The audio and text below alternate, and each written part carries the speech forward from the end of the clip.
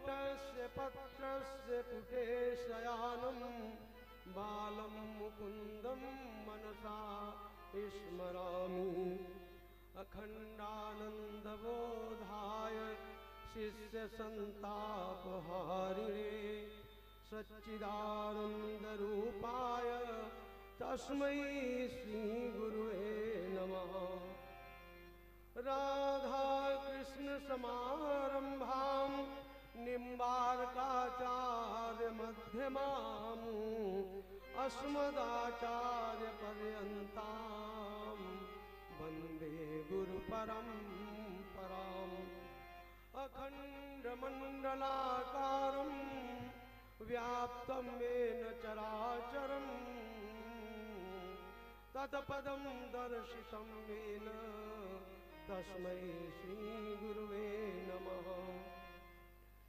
वन्दे देवोमापतिं सुरगुरुं वन्दे जगत्कारणं वन्दे पन्नगभूषणं मृगधरं वन्दे पशूनां पतिं वन्दे सूर्यशशाङ्कवहिनयनं वन्दे मुकुन्दप्रियं वन्दे भक्तजनाश्रयं च वरदे शिवशङ्करम्।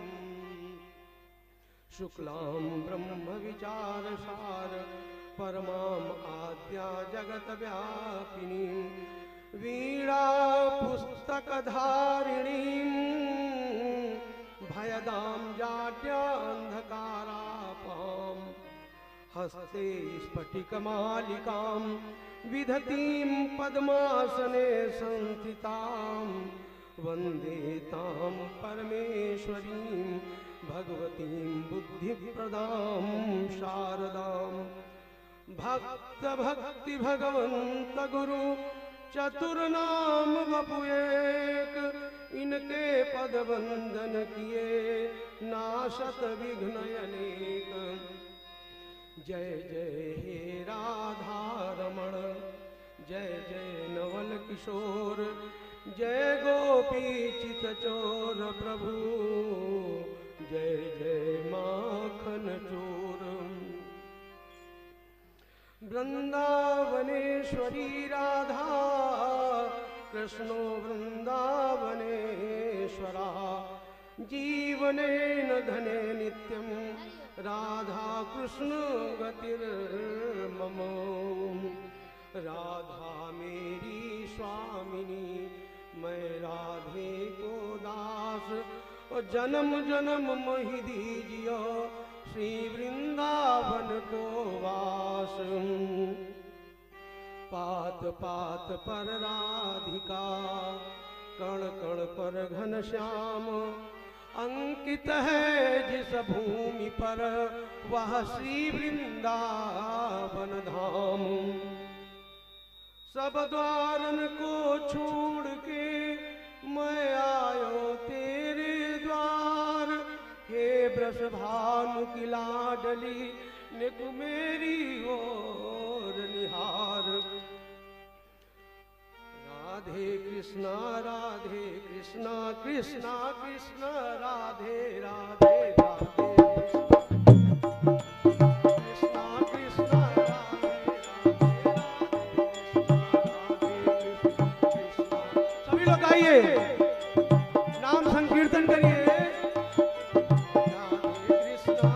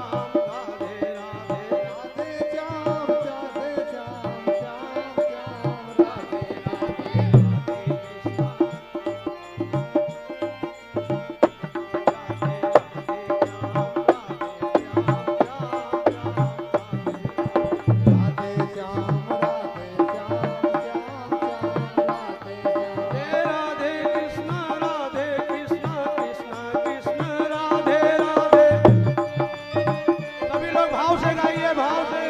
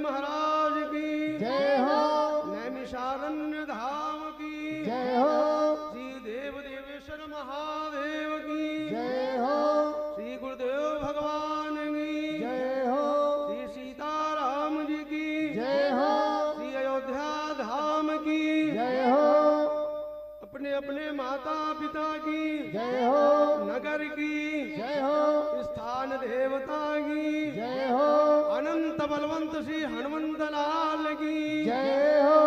जय जय श्री राधे, जय जय श्री राधे श्याम।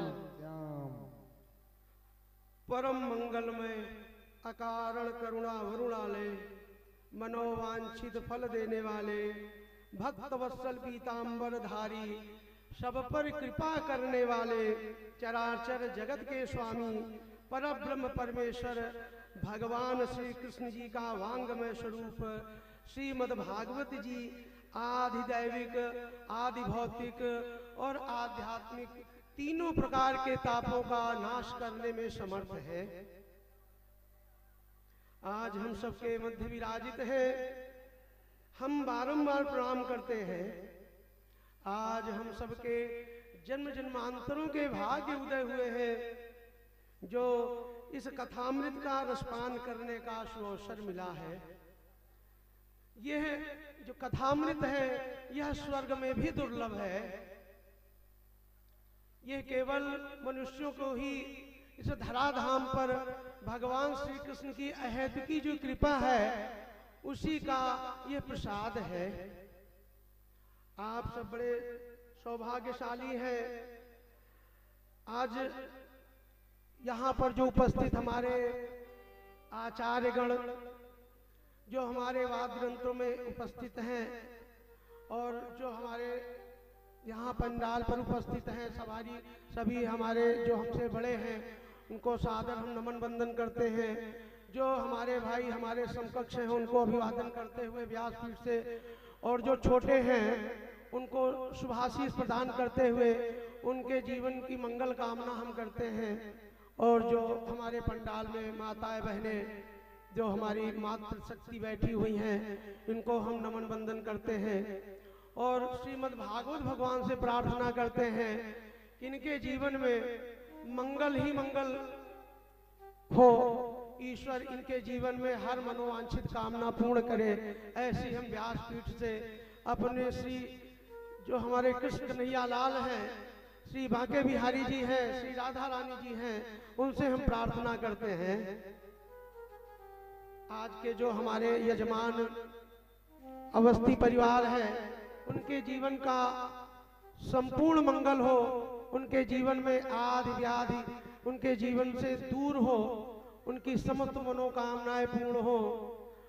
यह जो श्रीमद् भागवत का है यह 3 ऋणों से हमें मुक्त करता है।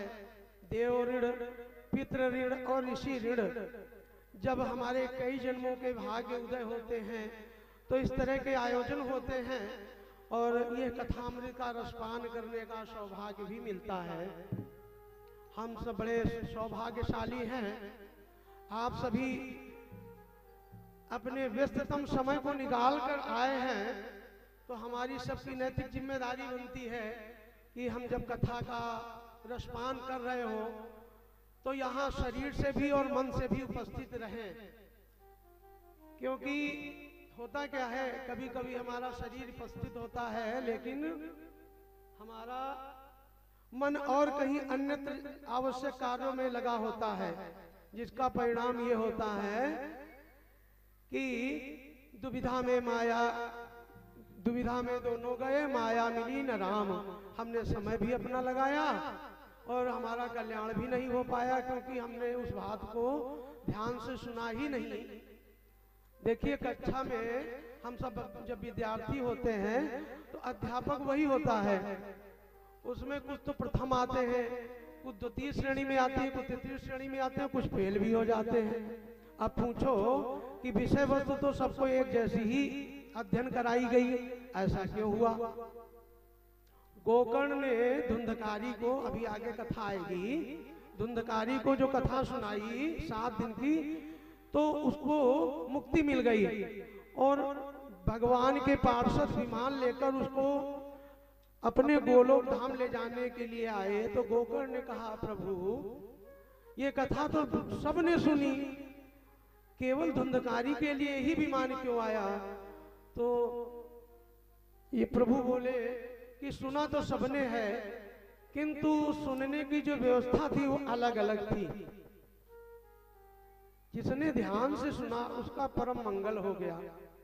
अब आप एक चीज विचार करिए कि धुंधकारी जैसा आतताई, धुंधकारी जैसा पापाचारी, उसका जब श्रीमद् भागवत सुनने से उसका कल्याण हो गया, तो हम सब तो इतने हैं नहीं, तो निश्चित रूप से कल्याण होगा। लेकिन शर्त यह है कि जो भी कथा प्रसंग हो उसको जितनी समय तक प्रभु ने समय दिया है उसको ध्यान से सुने, एकाग्र चित्त होकर सुने, अपने घर के जो झंझावात हैं उनको दूर रखकर सुने, क्योंकि गृह कारज नाना जंजाला। हम सब गृहस्थ से जुड़े हुए हैं तो नाना प्रकार की व्यवस्थाएं जुड़ी होती हैं, चित्त शांत रहता है, तो श्रीमद् भागवत चित्त को शांत करने की व्यवस्था देता है। देखिए, श्री वेद व्यास जी भगवान विष्णु के अवतार हैं, इन्होंने 17 पुराणों की रचना की, महाभारत की भी रचना की। उनका चित्त अशांत हो गया, इतनी मार काट, युद्ध की विभीषिका, इतनी अच्छोड़ी सेना, सृष्टि का अब तक का सबसे बड़ा युद्ध, ये जो प्रथम विश्व युद्ध, द्वितीय विश्व युद्ध, ये कुछ नहीं हुए। महाभारत में द्वापर में जो युद्ध हुआ है कुरुक्षेत्र में, वो अब तक का सबसे भीषण युद्ध हुआ है। तो वेद व्यास जी ने उस महाभारत की जो रचना की, उसमें चित्त उनका बिल्कुल अशांत हो गया। अब वो व्यथित रहने लगे। नारद जी से भेंट हुई, नारद जी ने कहा, आपने ज्ञान वैराग्य इनकी खूब चर्चा लिखी है, धर्म की खूब व्याख्या की है 17 पुराणों में, लेकिन गोविंद की लीलाओं का वर्णन आपने नहीं किया, इसलिए आपका चित्त अशांत है। गोविंद की लीलाओं का वर्णन करिए, आपका चित्त शांत होगा। नारद जी की बात को मानकर देखिए, नारद जी ऐसे हैं, नारद जी के विषय में लोगों के अंदर भ्रांतियां बहुत हैं, लेकिन नारद जी सबका कल्याण करते हैं, वो बात अलग है, संदेश वाहक हैं, दोनों पक्षों तक बात पहुंचा देते हैं, लेकिन उसमें उसका हित निहित होता है।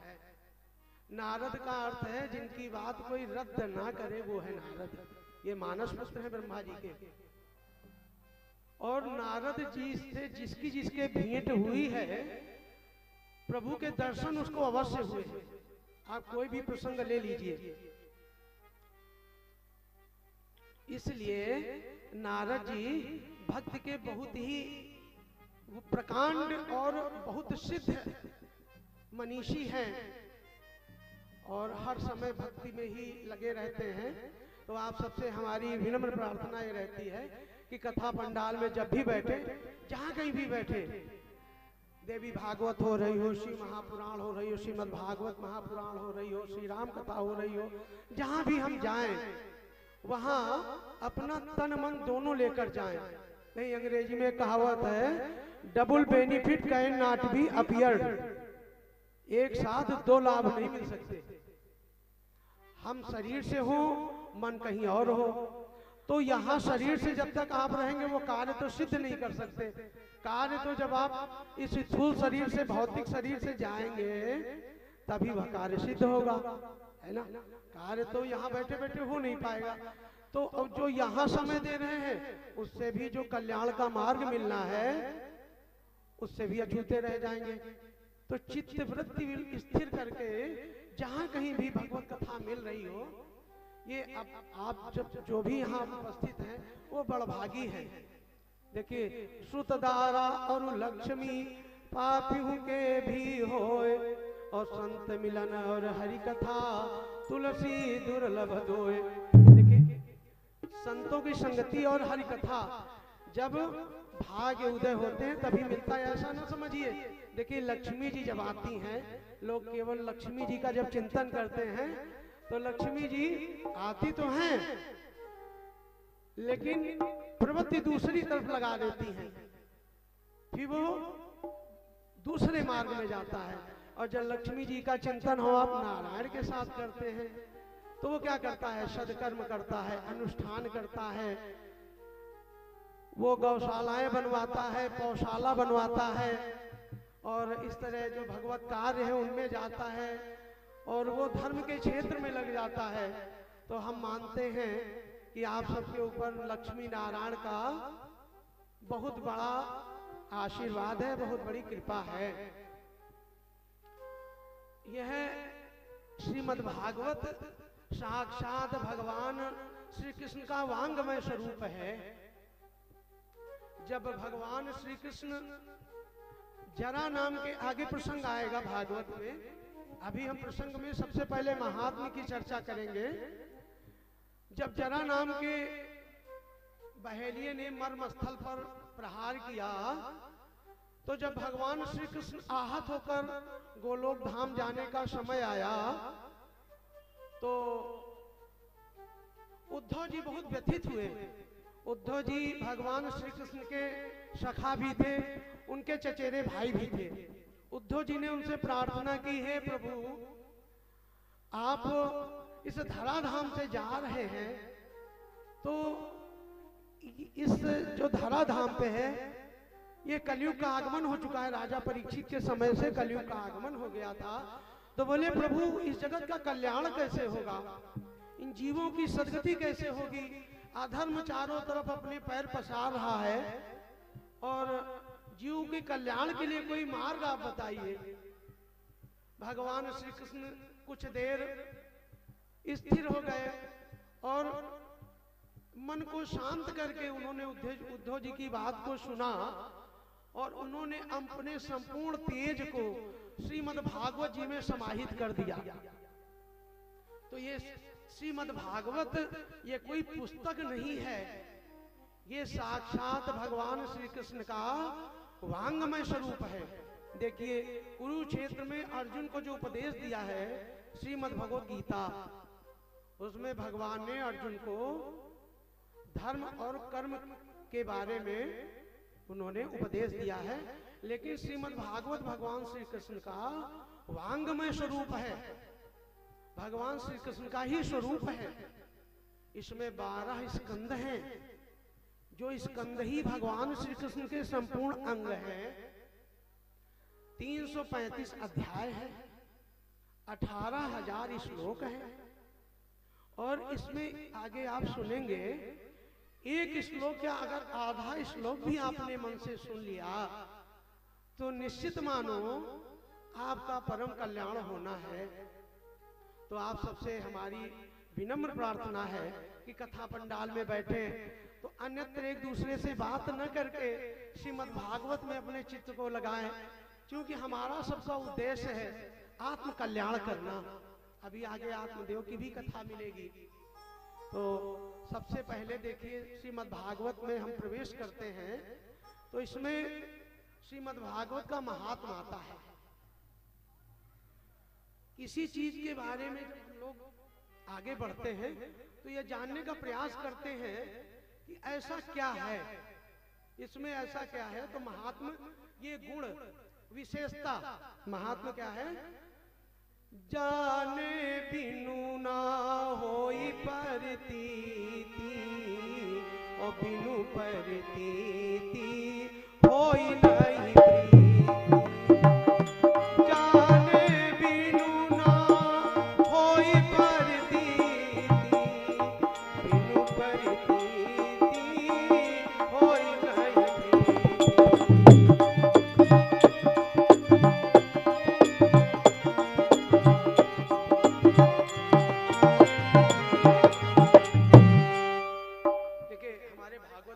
क्या है कि पहले आप जानिए श्रद्धा, भवानी शंकरो वंदे श्रद्धा विश्वास रूपिणो याभ्याम बिना न पश्यन्ति सिद्धः स्वान्तः स्थमीश्वरम। हम कहीं पर भी जाएं, किसी तीर्थ में, किसी देवार्चन में, देवताओं की पूजा में, किसी तीर्थ में, किसी कथा में जाएं, तो पहली चीज लेकर जाएं। धन की जो व्यवस्था हो वो अलग विषय है, पहले तो हमारी श्रद्धा, और श्रद्धा के साथ हमारा विश्वास भी साथ में जाना चाहिए, तभी कल्याण होगा। तो कथा कहती है कि जाने बिनु न होई परितीति, और बिनु परितीति होई नहीं प्रीति। इसलिए हम पहले श्रीमद् भागवत की जो कथा है उसका महात्मा जाने, और फिर आगे हम लोग कथा में प्रवेश करेंगे। तो सबसे पहले वेदव्यास भगवान ने क्या लिखा, सबसे पहले उन्होंने अपनी लेखनी जो चलाई, ओम नमो भगवते वासुदेवाय, श्री सरस्वती देवी नमो नमः, सच्चिदानंद रूपाय विश्वोत्पत्त्यादि हेतवे तापत्रय विनाशाय श्री कृष्णाय वयं नुमः। सच्चिदानंद रूप भगवान का क्या रूप है, सत धन चित धन आनंद, सच्चिदानंद है। सच्चिदानंद रूपाय, ये स्वयं सतचित आनंद है। कैसे? सत उमा कहूँ मैं अनुभवय अपना, सत हरि भजन जगत सब सपना। उमा कहूँ मैं अनुभवय अपना, सत हरि भजन जगत सब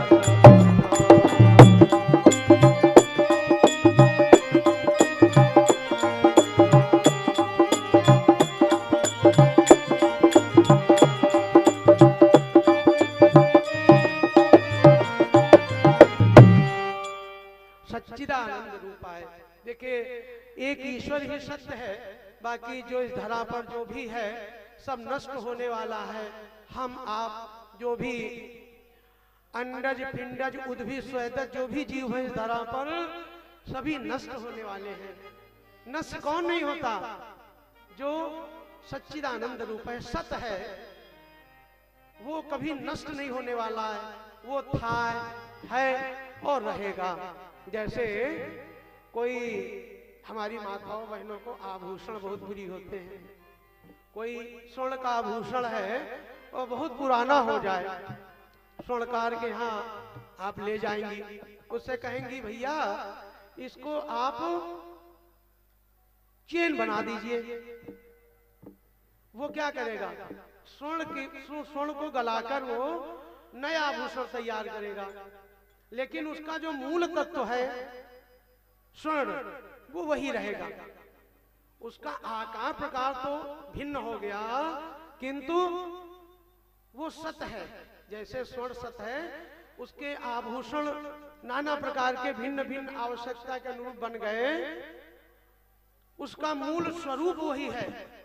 अगर स्वर्णाभूषण है तो स्वर्ण ही रहेगा मूल स्वरूप। इसी प्रकार वह ईश्वर सत है, चित प्रकाश है। वह ईश्वर वो प्रकाशमान है, प्रकाश के रूप में हम सबके अंदर विद्यमान है। जब वह प्रकाशित होता है तो अंधकार अपने आप दूर हो जाता है। हमारे अंतःकरण का जो अंधकार है वह दूर करने का यह कार्य करता है। तो सत चित जो प्रकाश रूप है, आनंद। देखिए भैया, सुख होगा तो दुख आने की संभावना है, दुख होगा तो सुख भी आने की संभावना है, हानि होगी तो यदा कदा लाभ भी होगा। ये साथ साथ चलते हैं। जीवन है तो मृत्यु भी है, और मृत्यु है तो जीवन भी है। किंतु आनंद, ईश्वर क्या है? आनंद स्वरूप है। आनंद अगर आ रहा है, देखिए जितने लौकिक जगत के हैं साधन, वो सुख देते हैं, वो सुख देते हैं। आनंद तो भैया गोविंद के चरणों से ही मिलता है। और आनंद जब मिलने लगता है तो फिर उसके आगे क्या होता है? जब आनंद आपको आने लगा, बड़े ध्यान से सुनिएगा, आनंद बरसेगा। ये कान्हा ने कहा है, बांके बिहारी ने संदेश भेजा है कि आनंद बरसेगा, ये साक्षात वृंदावन बनेगा आज। बस आनंद से बैठिए, ध्यान से सुनिए, तभी आनंद आएगा।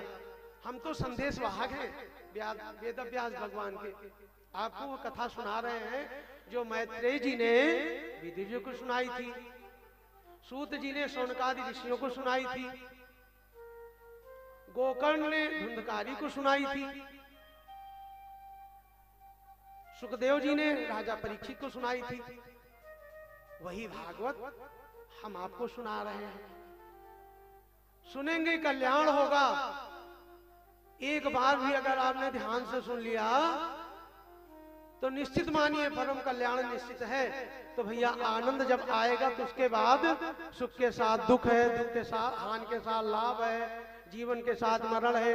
लेकिन आनंद के बाद तो भैया फिर परमानंद ही है। बोलो बांके बिहारी लाल की जय हो। तो आप सब बड़भागी हैं। उस आनंद के साथ परमानंद लेने की स्थिति आप सबकी मुझे दिखाई दे रही है। तो सच्चिदानंद रूपाय विश्वोत्पत्त्यादि हेतवे, देखिए जो प्रथम श्लोक लिखा है इसी के बारे में हम लोग पहले जान ले, इसका महात्म, फिर आगे आनंद ही आनंद बरसता रहेगा। तो सच्चिदानंद, सत चित आनंद, जो सत्य है, जो प्रकाश स्वरूप है, जो आनंद स्वरूप है, विश्व उत्पत्ति हेतु है। विश्व की उत्पत्ति के हेतु भगवान ही है। ये उत्पत्ति के हेतु कैसे हैं? यही परब्रह्म परमेश्वर शांताकारं भुजगशयनम। ये हमारा जीवन ये राम राज्य जैसा ही हो जाएगा। राम राज्य कहीं से आने, ये कहीं से स्वर्ग से नहीं आने वाला। हम आपके जो 3 प्रकार के ताप हैं, इनका शमन करने की जो सामर्थ्य है प्रभु में, उनके सानिध्य में बैठने से ये होने वाला है। तो तापत्रय विनाशाय, 3 प्रकार के तापों का ये श्रीमद् भागवत विनाश करने वाली है। आधिदैविक, आधिभौतिक और आध्यात्मिक। श्री कृष्णाय वयम नमः। ये कौन कर रहा? श्री कृष्ण। वयम नमः, अहम आवाम वयम। ये संस्कृत में अहम माने हम, वयम माने हम दोनों, और वयम माने हम सब। ये हम सब की तरफ से ये हमारे वेद व्यास भगवान ने श्री कृष्ण जी की स्तुति की है। श्रीमद् भागवत में प्रथम श्लोक में ही वयम नुमः, हम सब। नुमः, नमः नहीं कहा, नुमः ये बहुवचन का शब्द है। नुमः, हम सब। सच्चिदानंद रूपाय विश्वोत्पत्त्यादि हेतवे तापत्रय विनाशाय श्री कृष्णाय वयम नुमः। हम सब के माध्यम से राजा परीक्षित शंका का समाधान कर रहे हैं। आप सब अंदर जितने भी हमारे सबके प्रश्न उठेंगे वो सब महाराज जो परीक्षित हैं उनके माध्यम से ये सारे प्रश्न हम सबके जीवन में जो आते रहते हैं वो प्रश्न एन केन प्रकारेण, वो प्रश्न अंदर जितने उठते होंगे समय समय पर इस कथा के माध्यम से आपके वो जो प्रश्न उठते रहे होंगे उन प्रश्नों का शमन भी होता रहेगा। हमारे धर्मशास्त्र काल व्याल मुखग्रास त्रास निर्णास हेतवे श्रीमद्भागवतम शास्त्रम कलौकीरेण भासितम। क्या है? व्याधाश्चरणम ध्रुवस्य चावयो विद्या गजेन्द्रस्य का जातिर्विदुरस्य यादव पतेरुग्रस्य किं पौरुषम कुब्जाया किमुतत्र रूपमधिकं किमुतमुत्मानो धनम भक्त्या तुष्यन्ति केवलम परमया भक्ति प्रियो माधवा। देखिए ये हमारे श्रीमद् भागवत में है कि सुदामा जी कोई वो भागवत थोड़ी सुनाने गए थे, वो तो प्रेम लेकर गए थे भगवान के पास। ये श्लोक कहते हैं कि श्रद्धा से उनके पास आप जाइए, संतों की संगति करिए और आपको वो सब मिलता जाएगा जिसकी आपको अभिलाषा है। उनकी संगति में बैठिए और उनकी संगति में बैठने का जो प्रभाव होगा वह विलक्षण होगा। श्रीमद् भागवत के महत्व के विषय में जब राजा परीक्षित को सुखदेव जी कथा सुना रहे थे, ये मुजफ्फरनगर में शुक्रताल है श्रीमद् भागवत, मैं इसको कैसे दे दूं? और इसके पीछे का उन्होंने वृत्तांत राजा परीक्षित ने कहा कि आपने तो उस देवताओं को वापस कर दिया। तो बोले इसमें तो बहुत ही छल कपट छिपा हुआ है। जब समुद्र मंथन हुआ है, देखिए जितने जीव वायुमंडल में हैं उससे ज्यादा जीव इस धरा पर हैं, उससे कई गुना ज्यादा जीव जल में हैं। कभी जल अशुद्ध हो जाए तो हाथ में एक अंजलि में आप जल लीजिए तो देखिए उसमें कितने बैक्टीरिया होते हैं, जीव ही तो हैं, भले कीटाणु हैं, जीव उनके अंदर भी है ना। तो समुद्र मंथन जब हुआ है भैया तो उसमें इतने जीव नष्ट हुए हैं, इतने जीव नष्ट हुए हैं। जब हलाहल निकला है, पहले मंथन में विष निकला है, वो तीनों लोगों को तप्त करने लगा है, दग्ध करने लगा है, इतना भयंकर विष निकला है। वो तो भोले बाबा की ही सामर्थ्य थी जो हमको इस विष से बचाया, नहीं तो ये सृष्टि ही न शेष रहती। तो नीलकंठ भगवान तो बड़े दयालु हैं, तो जिस समय विष निकला उसी से तो अमृत निकला है, उसी समुद्र मंथन से। तो सुखदेव जी क्या कहते हैं कि ये जो अमृत है ये छल छद्म, भाई देवताओं और असुरों में छल छद्म का ही तो चला। कोई पहले पूंछ की तरफ लगा तो कोई मुख की तरफ लगा, पहले देवता मुख की तरफ लगे। अब वो वासुकी जब मंथन हो रहा था मंदराचल से, तो विष उसके अंदर का विष जो रस्सी बनी थी वासुकी नाग की, वो जब दबाव पड़ रहा था तो उसके अंदर का विष निकल रहा था। तो पहले तो देवता बड़े होशियार होते हैं, देवताओं ने कहा अगर दैत्यों से कहेंगे कि तुम मुख की तरफ लगो तो कहेंगे नहीं हम पूंछ की तरफ लगेंगे। तो देवताओं ने अपनी चाल चली और बोले हम तो भाई मुख की तरफ लगेंगे, और दैत्य को पूंछ की तरफ लगा दिया। और वासुकी नाग के अंदर का जो विष है वो भयंकर इतने ज्यादा ज्वलनशीलता पैदा कर रहा था। नारद जी की लीला, नारद जी ने दैत्यों से कहा तुमको पूंछ की तरफ लगा दिया है, तुमको कमजोर समझते हैं। दैत्यों ने कहा नहीं हम मुख की तरफ हम लगेंगे। देवता तो ये चाहते ही थे, देवता मुख छोड़कर पूंछ की तरफ लग गए और दैत्य देखिए महर्षि कश्यप की जो पत्नी है दिति और अदिति, पिता एक ही है। जो ऋषि कश्यप हैं उनकी जो अदिति से देवता हैं और दिति से दैत्य हैं, लेकिन स्वार्थ के वशीभूत द्वंद्व युद्ध होता रहता है, वर्चस्व की लड़ाई। और अब देवता पूंछ की तरफ लग गए और दैत्य मुंह की तरफ लग गए।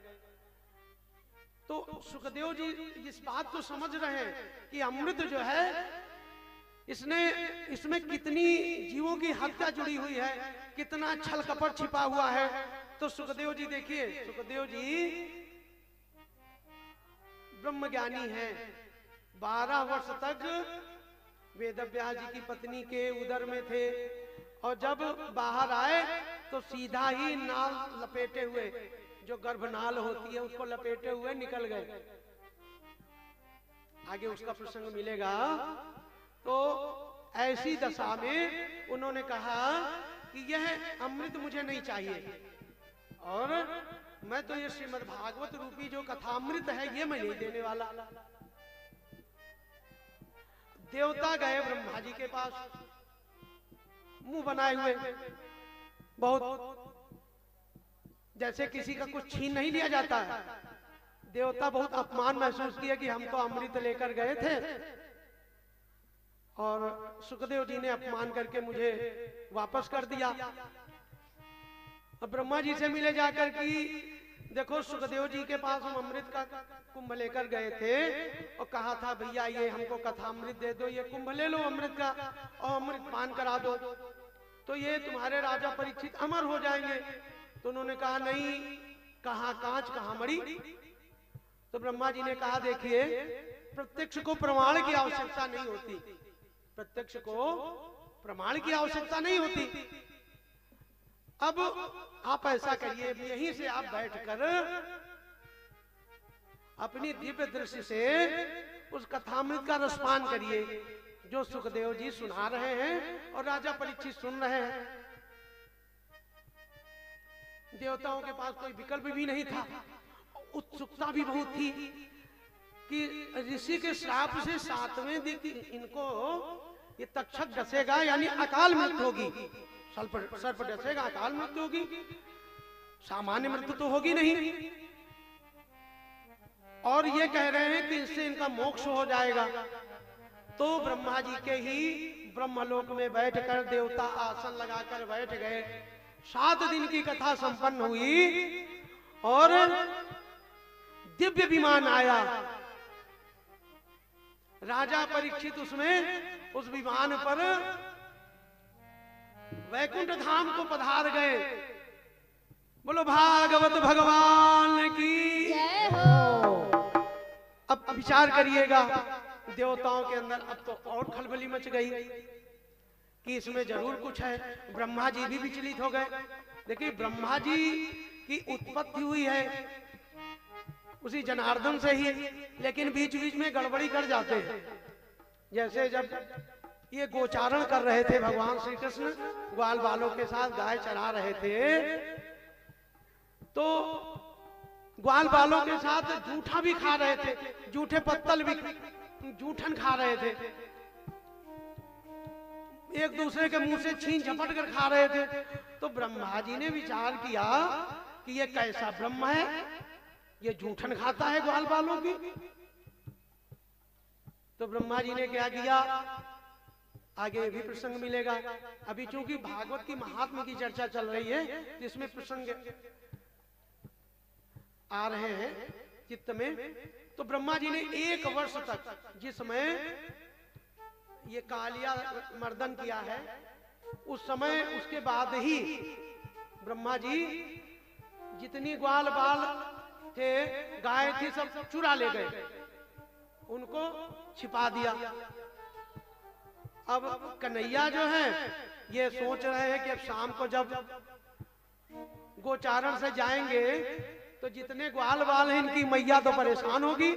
उन्होंने अपनी लीलाधारी है ना, अपनी लीला से उसी तरह के ग्वाल बाल गाय सब तैयार कर दी। और ब्रह्मा जी देख रहे हैं कि इनकी तो हम पूरी समेट लाए, इनके ग्वाल बाल गाय सब ले आए। अब उसी आकार प्रकार के ये इन्होंने अपनी लीला से ज्यों का त्यों तैयार कर दिया। ब्रह्मा जी बीच बीच में प्लस माइनस होते रहते हैं। अब ब्रह्मा जी क्या विचार कर रहे हैं कि देवता सही कह रहे थे, इसमें जरूर कुछ है। ऋषि का श्राप और इनके लिए विमान आना वैकुंठ धाम से, और इनका वैकुंठ धाम जाना, इसका मतलब इनको मोक्ष मिल गया। ब्रह्मा जी ने विचार किया कि ऐसा इसमें क्या है। अब विचार करते करते उनके मन में आया कि अच्छा लाओ देखते हैं कि इसमें क्या है। तो जितने धर्म शास्त्र हैं, 17 पुराण, 108 उपनिषद, स्मृति, जितने धर्म शास्त्र हैं उनको एक पलड़े में रखा और एक में श्रीमद् भागवत रखा। देखिए, जब हम किसी चीज की जानने की, किसी बात को जानने की कोशिश करते हैं तो उसकी हम स्थिति जानने की कोशिश करते हैं कि है क्या, कितना इसमें दम है। ऐसे कोई मानता नहीं, आज के समय में कोई मानता नहीं। तो ब्रह्मा जी ने विचार किया कि इसमें ऐसा क्या है। तो एक में श्रीमद् भागवत रखा और एक में 108 उपनिषद, 17 पुराण, स्मृतियां, जितने धर्म शास्त्र हैं सब रख दिए। वो सब हल्के पड़ गए, ऊपर उठ गया पलड़ा और श्रीमद् भागवत नीचे ही रहा। बोलो भागवत भगवान की। ये ऐसी श्रीमद् भागवत है। ब्रह्मा जी ने इसमें कहते नहीं उसको क्या कहते, प्रमाणित, सर्टिफाइड कर दिया कि हाँ भैया मान गए। तो ऐसी श्रीमद् भागवत है। तो भैया जब श्रीमद् भागवत का श्रवण करने का अवसर मिले जीवन में तो इससे वंचित नहीं रहना चाहिए। देखिए, गुण अवगुण सबके उर रही, वेद पुराण निगम अस कहीं। अनुपात कम ज्यादा हो सकता है। तो जब हम संतों के साथ रहते हैं तो क्या होता है, अनुपात हमारा गुणों का बढ़ता जाता है, अवगुण हमारे कम होते जाते हैं।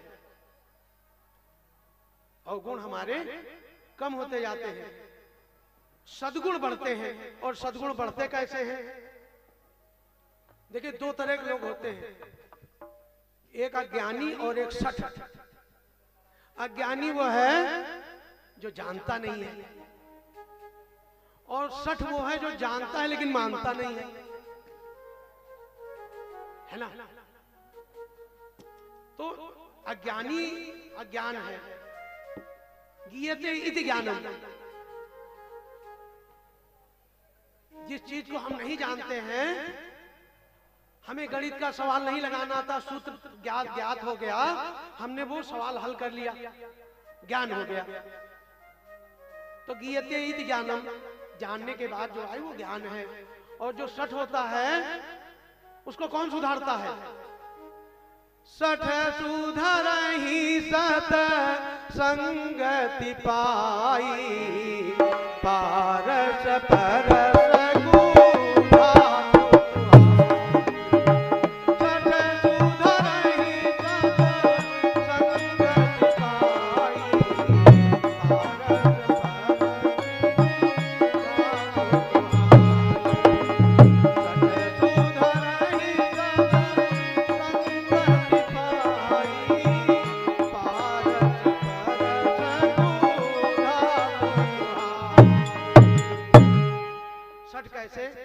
सठता है तो सठ को और कोई नहीं समझा सकता। संतों की संगति में बैठना पड़ेगा, प्रभु की शरण में बैठना पड़ेगा, सठता दूर हो जाएगी। ये उपाय बताए गए हैं श्रीमद् भागवत में, कथा के माध्यम से हमारे जीवन में। देखिए, ये हमारा जीवन दर्शन है श्रीमद् भागवत। जीवन ये कथाओं के माध्यम से जीवन में हमारी कैसे सरसता आए, कैसे मधुरता आए, कैसे भगवान में प्रीति हो।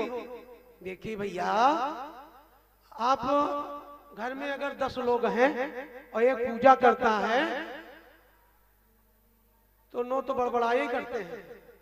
काम के समय माला लेके बैठ जाता है, नाटक करता है, काम चोर है ना, उसको कितने विशेषण मिल जाते हैं, है ना। खुद तो करता ही नहीं है और जो करता है उसके भी डंडा चलाए पड़ा है, लेकिन उसको विचलित नहीं होना चाहिए। यही तो कलयुग है ना, यही कलयुग है। आप सत्कर्म की तरफ जाएंगे तो आपको परेशानियां उठानी पड़ेंगी। देखिए सद्धर्म जो है, सदमार्ग चढ़ाई है और व्यसन विकार अधर्म ढलान है। ढलान में मेहनत पड़ती नहीं पड़ती, कोई व्यसन विकार सीखना हो बड़ी जल्दी आ जाएगा। और यही कहा जाए कि प्रातः उठकर माता पिता के चरण स्पर्श करो, एक प्रणाम कई परिणाम बदल देता है। तो उससे नहीं होगा। उससे कहा जाए 2 बजे रात तक कंबल रजाई के अंदर मोबाइल चलाना है,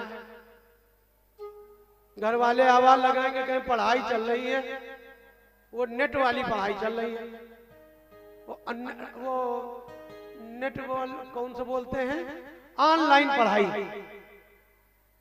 और पूछो कि प्रातः उठकर माता पिता के चरण स्पर्श करने हैं, कुछ नहीं करना है, स्नान करके भगवान के हाथ जोड़ने हैं, उसमें कोई दिक्कत है? दोस्त एक फोन कर देगा, भाग लेंगे। अब मित्र के बारे में बता दें, आजकल का जो नौयुवा है मित्रों के पीछे बहुत भागते हैं। एक राजा का एक मित्र था और उनके पुत्र का भी एक मित्र था। जब राजा पूछे बेटा कहाँ गए थे, आप राजकुमार हैं, राज्य का कारभार, और मित्र के यहाँ गए थे। बोले अच्छा, जब देखो तब मित्र, जब देखो तब मित्र, चलो मित्र की आज परीक्षा करते हैं। अर्धरात्रि में पुत्र के मित्र के यहाँ गए, पुत्र को लेकर उन्हें दरवाजे दस्तक दी। देखिए कथाएं हमें जीवन में शिक्षा क्या देती हैं। राजा अपने पुत्र को लेकर उसके मित्र के यहाँ गया, अर्धरात्रि में दस्तक दी। मित्र अंदर था, पत्नी से कहा आवाज दो, कौन है? बोला कौन? बोले हम तुम्हारे राम सहाय। बोले वो कह दो कि सो गए हैं, सुबह मिलेंगे। राजा ने कहा देखा, अंदर से जब आप कहीं जाए और आपको अगर तत्काल कोई उत्तर न मिले तो समझिए आदान प्रदान चल रहा है। जैसे आप किसी के यहाँ जाए और कोई दरवाजे तक आए और फिर पलट के जाए और फिर वापस आपको उत्तर दे आके, तो समझ लो कि वो संदेश वाहक है, अंदर उत्तर आ रहा है। और राजा अपने मित्र के यहाँ जब गया तो उसका मित्र देखा घड़ी पर तो बोला 12:30 बजे है रात्रि के, मेरा मित्र जरूर किसी संकट में है। तो एक हाथ में असरफियों की थैली और एक हाथ में म्यान से निकालकर तलवार लेकर उपस्थित हुआ और द्वार खोल दिया।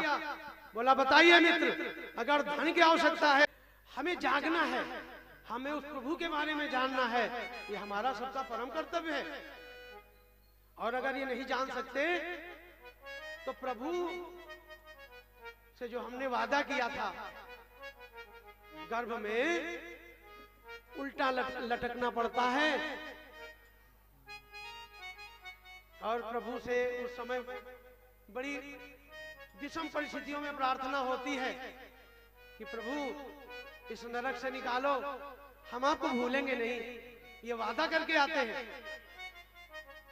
और जो वादा नहीं निभा पाता है प्रभु उसको गर्भ में ही समाप्त कर देते हैं। ये भी आप समझ लीजिए, क्योंकि जीवन देने वाला भी वही है और जीवन लेने वाला भी यही है। अगर हमको देखिए, हम आप बड़े भाग्यशाली हैं। कैसे? अंश है, इसका हिस्सा हमने अपने नाम लिखा लिया। बैठो, बोले बैठो बेटा बैठो, कैसे आना हुआ? बोले चाचा जी हम आपको धन्यवाद देने आए हैं। बोले क्या? सुनिएगा, बड़े ध्यान से सुनिएगा, ये सत्य घटना है।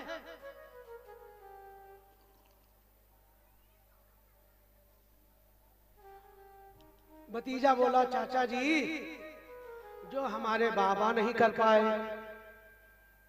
उसके पिता का स्वर्गवास हो गया था, और हमारे पिताजी नहीं कर पाए, वो आपने कर दिया। बोले बेटा हम कुछ समझे नहीं। बोले चाचा आप ले जाने की व्यवस्था बना दिया आपने, तो मेरे बाबा जी नहीं ले जा पाए, यही रह गई वो, है ना। जमीन जो है agriculture land situated at Muzaffarnagar, ये सत्य घटना है, हमारे जानने वाले हैं। तो बोले कि अब चाचा के तो होश खराब। बोले बाबा नहीं ले जा पाए, मेरे पिताजी नहीं ले जा पाए, और चाचा जी आप तो बड़े परम निकले, आप ले जाएंगे। इसी खुशी में मिठाई फल लेकर आए हैं। चाचा जी के तो होश खराब, भतीजा फल मिठाई सौंपकर चाचा जी को चलाया। अब चाचा जी के बेचैनी मची, क्योंकि कभी कभी वो जो सेंटर पॉइंट होता है ना, वहां बात जब चुभ जाती है तो फिर कुछ का कुछ हो जाता है। चाचा जी 1 महीने तक सो ही नहीं पाए, उनकी नींद गायब हो गई कि इसने तो बहुत बड़ी बात कह दी और हम तो ले नहीं जा पाएंगे। और इसने कहा चाचा जी आप तो बड़े परम निकले, आप तो ये ले जाने की व्यवस्था बना डाले, जो बाबा नहीं कर पाए मेरे पिताजी नहीं कर पाए। चाचा जी की इतनी अंतर मन इतना विचलित हुआ, 1 महीने बाद भतीजे को सूचना भेजी कि बेटा ये है, अपने नाम इसका बैनामा करा लो, क्योंकि हम 1 महीने से सो नहीं पाए हैं। तो ले जाने की व्यवस्था है नहीं। धन की 3 गति है। एक, जब धन आए तो पहले तो प्रभु की शरण में बैठने का अभ्यास करो कि प्रभु हम जिस योग्य नहीं थे उस योग्य आपने बनाया। दूसरा, धन आप कितना, धन की जो पहली गति है आप उसका उपयोग कर लीजिए, उपभोग कर लीजिए। विलासिता की देखिए, आवश्यकता 3 है, रोटी कपड़ा और मकान। इसके ऊपर की जितनी है वो विलासिता की वस्तुएं हैं, लग्जेरियस आइटम है, यही तो है, उनमें आप लगा लीजिए। तो आप धन अपने उपभोग में जो भी चाहे लगा लीजिए। दूसरे, आप उसका दान कर दीजिए, मंदिर बनवा दीजिए, धर्मशाला बनवा दीजिए, गरीबों में जैसे इधर ठंडक आई है कुछ आप वस्त्र या कुछ कंबल वितरित करा दीजिए, ये कहीं कथा भागवत हो रही उसमें लगा दीजिए। ये आपके लिए हो रहा है, ये आप अपने लिए कर रहे हैं। जो उपभोग करेंगे तो देखिए पशु प्रवृत्ति हो गई, हमने स्वयं का उपभोग कर लिया। फल, वृक्ष कहीं अपना वृक्ष हम सबको फल देते हैं, कहीं खुद खाते हैं। नदियां जल स्वयं नहीं पीती। वृक्ष कबहु नहीं फल भखे, नदी न संचय नीर। और हम लोग इस प्रकृति से कुछ शिक्षा नहीं लेते, तो हम अपने उपभोग में ले तो यह धन की उत्तम गति नहीं है। धन की उत्तम गति है हम सहयोग कर दें। हम अपने कुटुंब में कोई व्यथित है, कोई किसी को आवश्यकता है, हमारे मोहल्ले में कोई कथा भागवत हो रही, कोई मंदिर निर्माण होना है, अगर गरीबों में भोजन बंटवा दे, भंडारा करवा दे, वस्त्र बंटवा दे, तो धन की दूसरी गति है उपभोग के अतिरिक्त दान या सहयोग। और भैया अगर 2 गति नहीं हो पाई तो तीसरी गति फिर धन नष्ट होता है। धन नष्ट कैसे होता है? फिर मधुमक्खी दूर दूर से परागकण लाकर मधु को संग्रहित कर देती है, परागकण लाकर, और उस मधु का पान कौन करता है? जो वो निकालता है। मधुमक्खी जो उसमें होती मर भी जाती, उसके प्राण भी चले जाते हैं, और मधु का वो उपयोग नहीं कर पाती। भाई ले जाने की व्यवस्था है नहीं, कोई ले गया हो तो अभी तक तो हमको पता नहीं, भागवत में भी इसका उल्लेख नहीं है। और ये मनुष्य लोग में सभी गए हैं शरीर छोड़कर। जो अपने को लगाते थे वो शमशान के बगल से निकलना, राख के ढेर बने पड़े हैं। तो हमको चिंतन करना चाहिए कि हमारे लिए उपयोगी क्या है। हित अनहित पशु पक्षी न जाना, हित अनहित पशु पक्षी न जाना,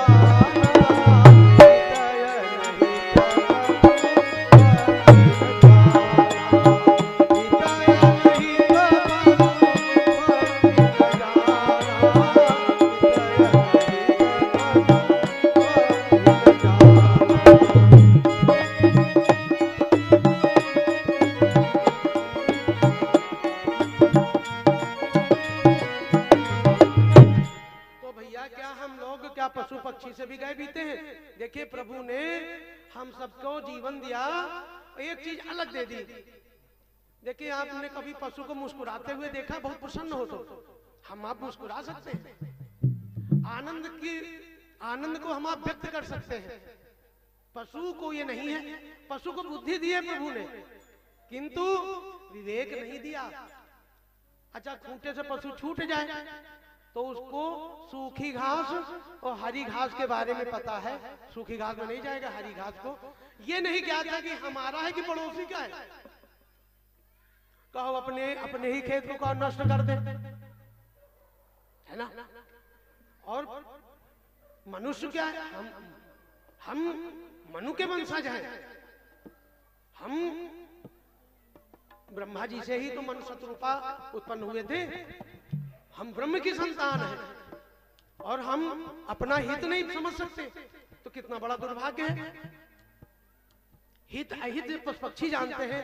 हमारा हित हमारा परम कल्याण का मार्ग है, भगवत भक्ति, संतों की सेवा में बैठना और देव दर्शन करना। देखिए तीर्थों में अवश्य जाना चाहिए, वहां ऊर्जा मिलती है। तीर्थों में जाने से ऊर्जा मिलती है।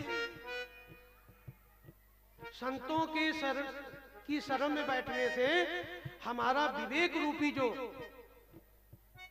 तीसरा नेत्र है वो खुलता है, हमको ज्ञात हो जाता है हमको क्या करना चाहिए और क्या नहीं करना चाहिए, यही तो जानना है। हम अच्छा भगवान के बच्चे हैं तो हमें भगवान जैसे देखिए जो पशु का बच्चा तो वो कार्य करता है पशुवत, हम भगवान के बच्चे हैं। ईश्वर जीव अंश अविनाशी, हम ईश्वर के अंश हैं और हम ईश्वर के सानिध्य में न बैठे, उसकी बातों का अनुसरण न करें तो हमारा दुर्भाग्य ही तो है। और क्या है, इससे बड़ा दुर्भाग्य क्या होगा। हम अपने जीवन का कल्याण कोई हमारा माता पिता भाई बंधु नहीं करेगा। हमें अपने जीवन का मार्ग स्वयं प्रशस्त करना पड़ेगा। कोई बुरा कहे कोई भला कहे उसकी बातों में मत आइए। आपको अपना लक्ष्य दिखना चाहिए। लक्ष्य जैसे मछली की आंख को अर्जुन देख रहे थे, हमारा लक्ष्य है कस्तूरी कुंडल बसे मृग ढूंढे बनमाही। देखिए ये हिरण होता है मृग, उसकी नाभि में कस्तूरी होती है। कस्तूरी बहुत सुगंधित होती है, आप सबने शायद किसी ने देखा भी हो, गोल सी होती है, बहुत सुगंधित होती है। उसकी औषधियां बनती है। आयुर्वेद में उसका बहुत है प्रयोग, अच्छा है। तो जो ये लोग ये जो वनवासी लोग होते हैं वो हिरणों को मारकर वो नाभि से निकाल लेते हैं कस्तूरी। उस सुगंध उसकी नाभि में है, वो जानता नहीं है। कस्तूरी कुंडल बसे मृग ढूंढे बनमाही। हम सबकी अज्ञानता की वजह से अब अगर मृग को ज्ञान हो जाए तो क्या जंगल में भागे हो? नहीं भागेगा। भागेगा? उसको ये ज्ञात नहीं है कि वो कस्तूरी मेरी नाभि में ही है।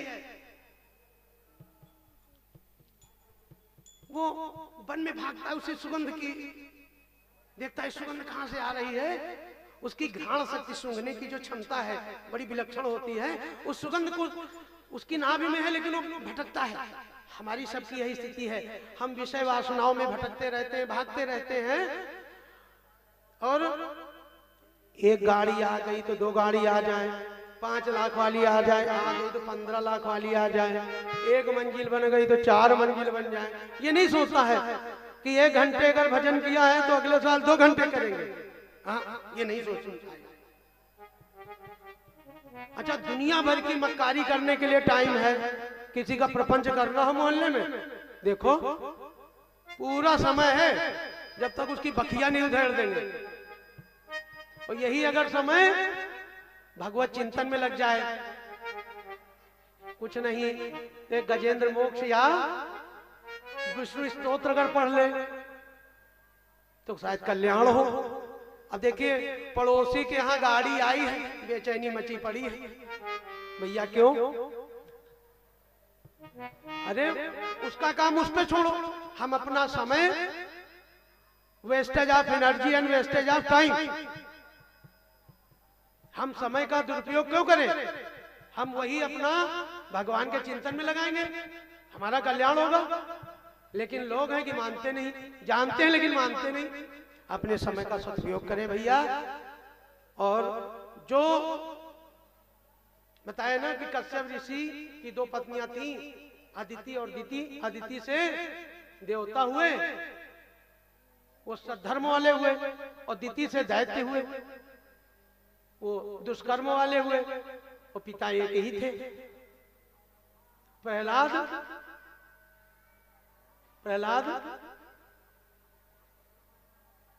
वो भी अपने धर्म मार्ग का, उन्होंने अपने कल्याण का मार्ग स्वयं प्रशस्त किया।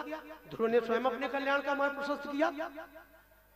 जितने धर्म शास्त्रों में आप देखेंगे, भक्तों के भक्तमाल में बड़ी अच्छी अच्छी कथाएं हैं। कभी समय मिले घर में भक्तमाल लाइए। और जितने सनातन प्रेमी हैं उनसे सबसे हमारा आग्रह है, विनम्र निवेदन है व्यासपीठ से, कि आप श्रीमद् भागवत घर में जरूर लाइए। साक्षात भगवान श्री कृष्ण का वांगमय स्वरूप है। देखिए 12 स्कंद है, 335 अध्याय है और 18,000 श्लोक है। ये 12 स्कंद क्या है? श्रीमद् भगवद गीता कुरुक्षेत्र में जो अर्जुन को उपदेश दिया था, केवल वहां तक है वो। और ये जीवन दर्शन है। इसमें जो 12 स्कंद हैं उनके बारे में आप चर्चा सुनिए। स्कंद माने अंग, भगवान श्री कृष्ण का वांगमय स्वरूप है। वांग वाणी। उद्धव जी के कहने से जब गोलोक धाम जाने लगे, जरा नाम के बहेलिये ने उनके मर्म स्थल पर जब तीर मारा, गोलोक धाम जाने को हुए, तो उद्धव जी हाथ जोड़कर खड़े हो गए। हे सखा, उनके चचेरे भाई थे भगवान श्री कृष्ण के, हे सखा, ये धराधाम, संपूर्ण धरा दुष्प्रवृत्तियां प्रभावी हो रही हैं कि कलयुग का आगमन हो चुका है, जीवों का कल्याण कैसे होगा? भगवान ने बड़े ध्यान से उनकी बात को सुना और कुछ ही देर बाद हमको अपने संपूर्ण तेज को कान्हा ने समाहित कर दिया। तो जो इसका श्रीमद् भागवत में जो 12 स्कंद है, 12 स्कंद है, उसमें प्रथम और द्वितीय स्कंद, 2 स्कंद भगवान के चरणार बिंदु का स्पर्श कराते हैं और उनका दर्शन कराते हैं। फिर तीसरा, तृतीय और जो चतुर्थ स्कंद है, भगवान की जंघाओं का स्पर्श और दर्शन कराते हैं। फिर उसके बाद पंचम और षष्ठम स्कंद भगवान का उदर भाग का स्पर्श और दर्शन कराते हैं। फिर नवम और जो 10वां स्कंद है वो वक्षस्थल है, भगवान का हृदय है। नवम और 10वां स्कंद भगवान का वक्षस्थल और हृदय भाग है।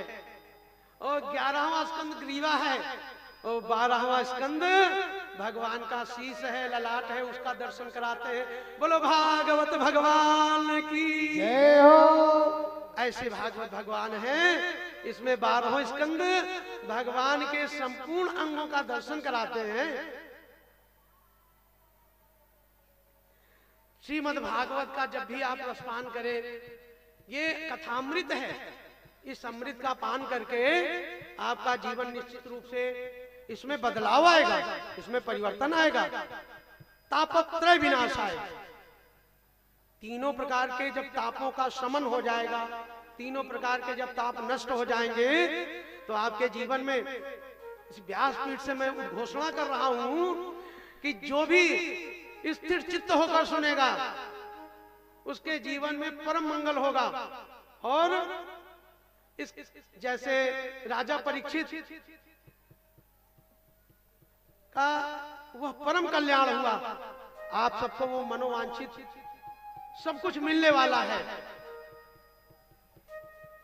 जब गोकर्ण धुंधकारी को सुना रहे थे तो धुंधकारी को 7 गांठें जो बांस था उसमें सूक्ष्म रूप से प्रवेश करवा दिया। एक दिन की जब संपूर्ण होती थी कथा, एक गांठ फटती थी, दूसरे दिन की दूसरी गांठ, तीसरे दिन की तीसरी गांठ, 7 दिन की जब कथा संपन्न हुई तो 7 गांठें फटकर धुंधकारी दिव्य रूप में प्रकट हो गया। और वैकुंठ धाम से भगवान विष्णु के पार्षद उसको लेकर विमान से जा रहे हैं। तो गोकर्ण क्या कह रहे हैं, प्रभु सुना तो सबने है लेकिन विमान उसी के लिए क्यों आया? बोले सुना सबने है लेकिन सुनने का ढंग सबका नहीं था सही, स्थिर चित्त होकर नहीं सुना। बोले फिर इन सबका कल्याण कैसे हो? बोले दोबारा श्रीमद् भागवत का अनुष्ठान करो। फिर दोबारा श्रीमद् भागवत का अनुष्ठान किया है गोकर्ण ने श्रावण माह में। फिर सबके लिए दिव्य विमान आया है और सब उस परम धाम को गए हैं। ऐसी श्रीमद् भागवत है। तो हमारी सबसे विनम्र प्रार्थना है, अपने आवश्यक कार्यों को छोड़कर आप सब आते हैं, कथा पंडाल में बैठे, मनोरंजन का साधन बने ना बने। देखिए झांकियों में भाई मनोरंजन, मन का रंजन होता है, लेकिन श्रीमद् भागवत श्रवण करने से एक एक कथा आपके जीवन में परिवर्तन लाएगी। देखिए वाल्मीकि जी के जीवन में वो क्षण परिवर्तन वाला आया, डाकू से संत बन गए। ये तो अशोक सम्राट के जीवन में वो क्षण आया, राज्य छोड़कर बौद्ध भिक्षु बन गए। यही तो हुआ। आप सबको ये नहीं ज्ञात है कि किस समय कौन सा क्षण वो होगा। एक घड़ी आधी घड़ी आधी में पुनियाद और तुलसी संगत साधु की हरे कोटि अपराध। वो क्षण आपके जीवन में महत्वपूर्ण होना चाहिए। इसके लिए आपको एकाग्रता की आवश्यकता है। जब कभी अच्छी बात मिल रही हो तो ध्यान लगाकर सुनना चाहिए, स्थिर चित्त होकर सुनना चाहिए। हम तो अपने गुरुदेव भगवान के पास जब बैठते हैं, जब कोई अच्छी बात बताते हैं तो समय सांस रोक लेते हैं कि सांस भी हमारा व्यवधान न उत्पन्न कर दे। पूरी कथा तो सांस रोककर नहीं सुनी जा सकती, लेकिन अच्छी बात जहां मिले तो हमारी सबकी दृष्टि कैसे, जैसे बगुला, आपने उसको जल में चोंच मारते हुए देखा, वो शांत खड़ा रहता है, और जहां देखा मछली आई टप से उसने, मछली भी नहीं, मछली बहुत तेज धावक होती है लेकिन नहीं समझ पाती, और टप से चोंच मार के अपने शिकार में ले लेते। वैसे ही हमारी आपकी स्थिति होनी चाहिए, जहां अच्छी बात मिले बिना विलंब किए उसको ले लेना चाहिए। अब हम लोग एक भजन करें और उसके बाद फिर कथा को आगे बढ़ाते हैं।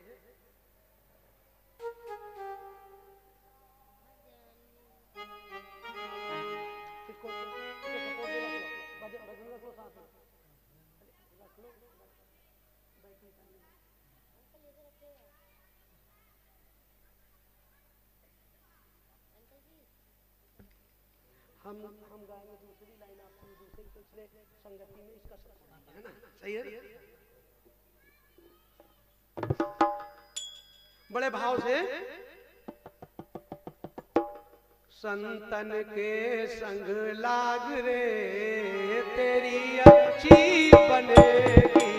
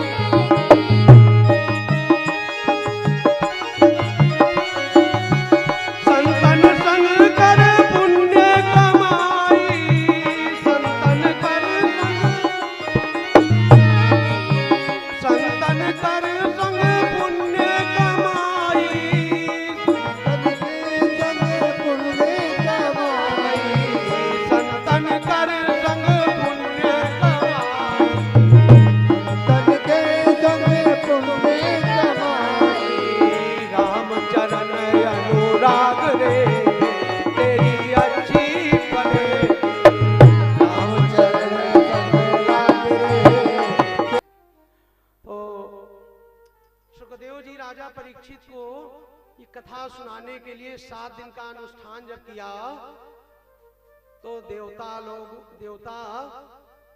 देवताओं को यह ज्ञात हुआ कि राजा परीक्षित को 7वें दिन तक्षक नाग डसेगा, लेकिन सुखदेव जी राजा परीक्षित को जो श्रीमद् भागवत का कथामृत का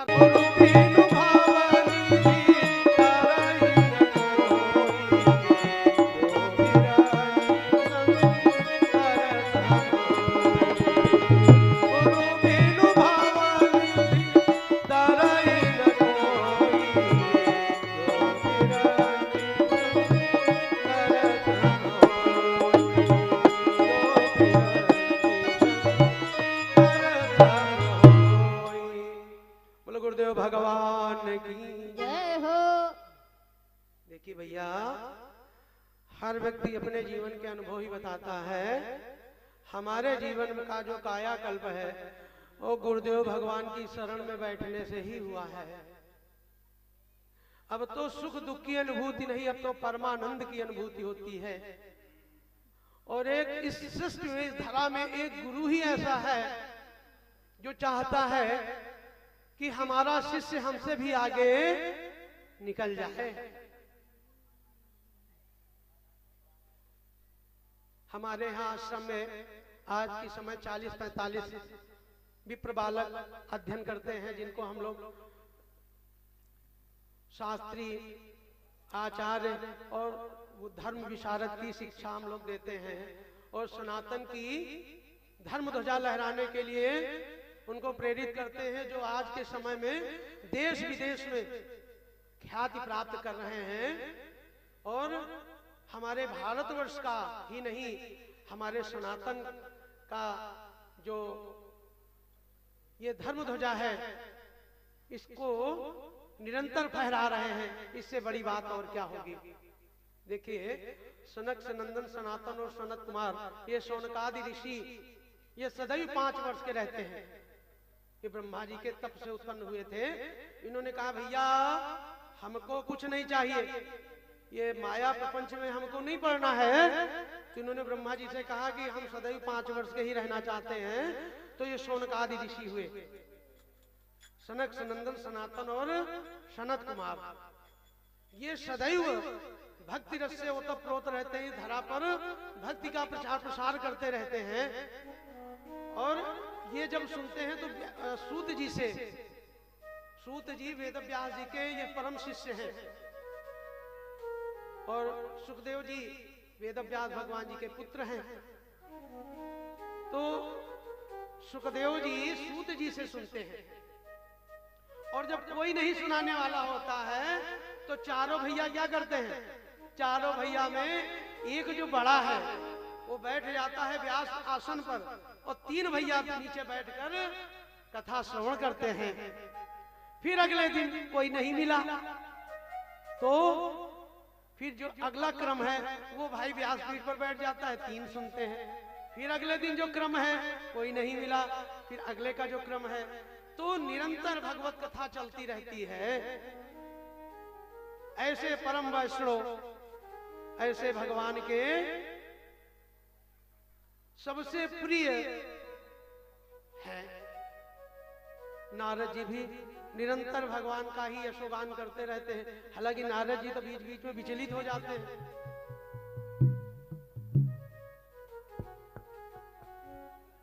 उनका चरित्र आगे आएगा तो बताएंगे, है ना। नारद जी की तो स्थिति अलग रहती है, लेकिन नारद जी पहुंचे हुए संत हैं। नारद जी ने जिसको जिसको दर्शन दिया उससे उसे भगवान की भेंट अवश्य हुई है। नारद, उनकी बात देवता दैत्य, देवताओं से मिलाए तो दैत्यों की बात सुनाए, दैत्यों के पास पहुंचे देवताओं की बात सुनाए। तो उद्देश्य उनका कल्याण का होता है, लेकिन वो भी अपनी आदत से मजबूर है। तो अच्छी बात तो हमें ले लेनी चाहिए कहीं से भी। अब इस कथा को प्राचीन समय में सनकादि ऋषियों ने ब्रह्मर्षि नारद को सप्ताह श्रवण के द्वारा सुनाया था। सूत जी महाराज ने वचनों को सुनकर शौनकादि ऋषि पूछने लगे कि नारद जी इसको कैसे किया जाए। तो उन्होंने विधान बताया। देखिए आज के समय में जो ब्राह्मण के अतिरिक्त जो है, जो व्यासपीठ पर बैठते हैं, वो श्लोक नहीं कहते क्योंकि उनके अनुरूप नहीं है। भागवत में एक श्लोक आता है,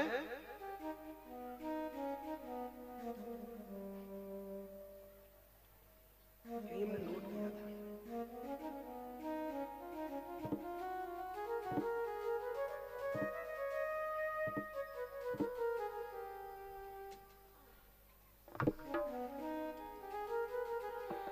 विरक्तो वैष्णवो विप्रो, ये व्यासपीठ के लिए है।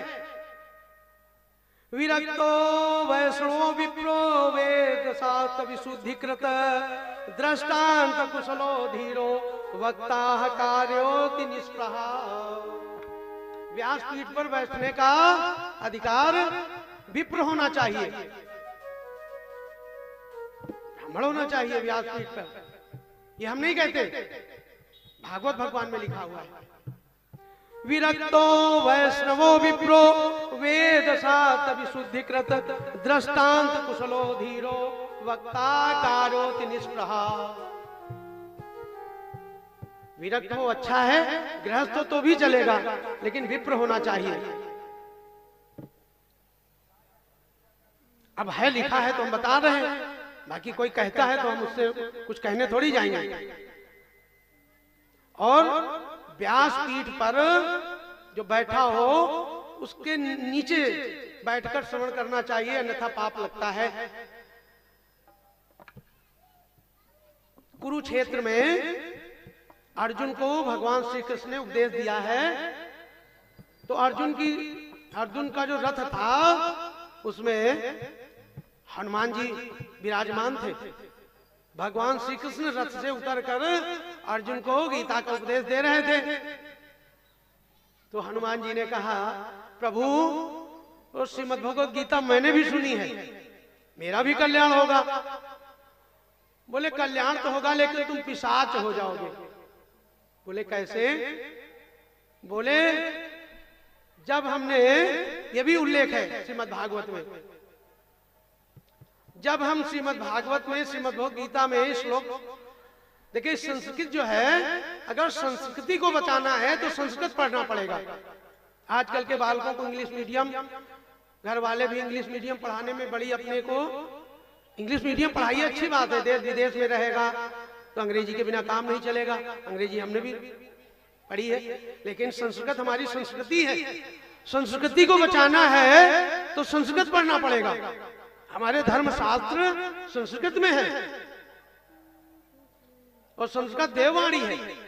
भगवान श्री कृष्ण ने अलग अलग उसका भाष्य किया है, उसको अनुवादित किया है अलग अलग भाषाओं में, गुजराती, मलयालम, कन्नड़ और जो ये तुम्हारा मराठी जितनी है उन भाषाओं में अनुवाद किया है।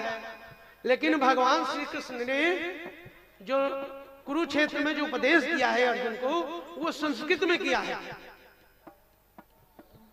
देवताओं की वार्तालाप की भाषा है। जैसे हम लोग अवधि, लखनऊ में रहते हैं अवधि भाषा, वहां ब्रज में रहते हैं तो ब्रज भाषा, वैसे ही देवताओं की भाषा है संस्कृत।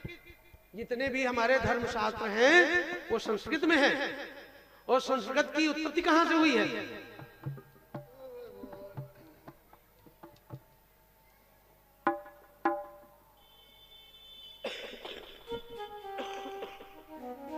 संस्कृत की उत्पत्ति माहेश सूत्र, शिव जी के डमरू से। शिव जी अनादि है। शिव जी ने जब नृत्य किया है तब उनके डमरू से निकली हैं 14 माहेश सूत्र। तो पाणिनि ने उनको लिपिबद्ध किया है। वो 14 माहेश सूत्र कौन से हैं? आप लोग विद्यार्थी हैं, संस्कृत पढ़ते होंगे, जानिए।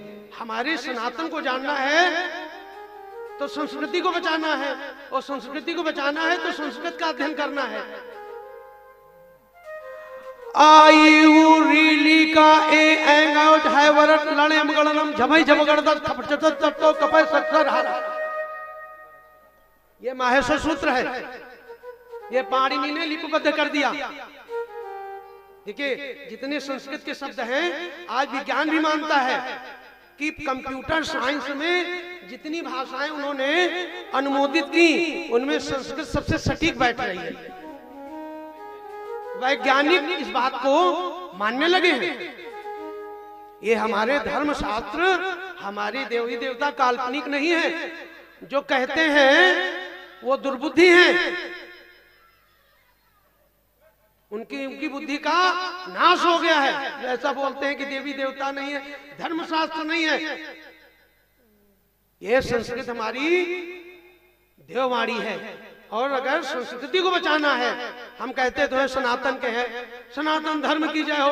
अरे जय तो तब हो, हम पहले संस्कृति को बचाएं, सनातन अपने आप बचेगा।